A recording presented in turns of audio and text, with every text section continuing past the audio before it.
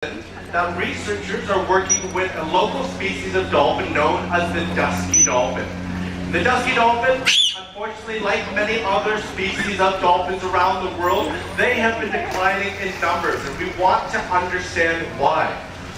One of the greatest challenges that researchers of dolphins have, of course, is that they live their entire lives under the surface of the water, which makes researching them very difficult. One of the best tools that we have is to use something that is known as a suction cup tag. Researchers came here, and with the help of our marine mammal trainers, we were able to ask our dolphins to come to the front dock station. We then asked them to allow us to place those suction cup tags on different parts of Helen's body. And then after that, we then asked her to do different high energy behavior that you're seeing right now, swim around really fast. And by observing where that suction cup tag moves, researchers were able to perfect the design and then apply that design to the population of dusky dolphins out in the ocean.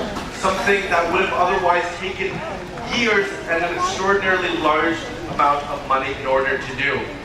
At this very time, we're just waiting to hear back from the results of that study so we can get to the root cause as to why those dusky dolphins are declining in numbers. But it's not just dolphins halfway around the world that we're concerned with. In fact, here in British Columbia, we are very fortunate to have a variety of different dolphin and cetacean species in our waters, like false killer whales and Pacific white-sided dolphins like Helen.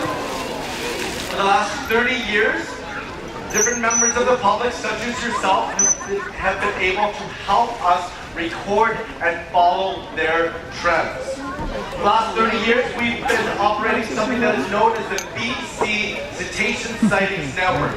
It's a really long name. The only thing you need to remember is an app on your phone called Whale Report. It gives you the opportunity to learn about the different types of cetaceans that we have in British Columbia and send us a report each and every time you see one. By raise of hands, who here has ever seen a whale, porpoise, or dolphin out in the ocean here in British Columbia?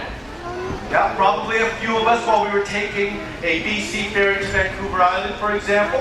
The next time that happens, we would love to hear about it. By downloading Whale Report and then sending us a report when you see that animal, we are able to better track the population numbers of these animals and follow their movements across our coastline.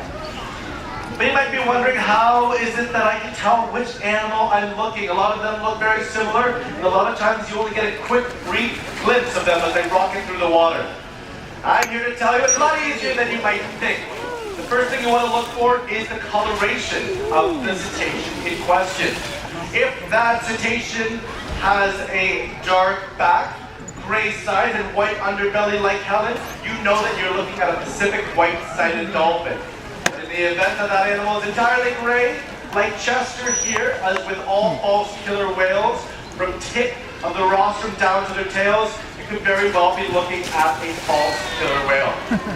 The second thing you want to be looking for is the size. You would have noticed that our two marine mammal trainers were measuring Chester, and that's because that measurement changes on a weekly basis. He is still growing. He's only 3 years old, and by the time he reaches full length or full maturity, he'll be closer to about 4 meters or the same width that you see this green tent as. Now, in the case of all Pacific white-sided dolphins, they will reach a full length of about 2 meters, which is the same length as you're seeing Helen.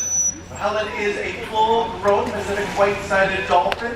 She's estimated to be in her mid to late 20s. Now, the third way that you can tell species apart from each other, and the absolute best way, is to grab a photograph of that dorsal fin. Now, the dorsal fin is the fin located directly at the top of the dolphin's body.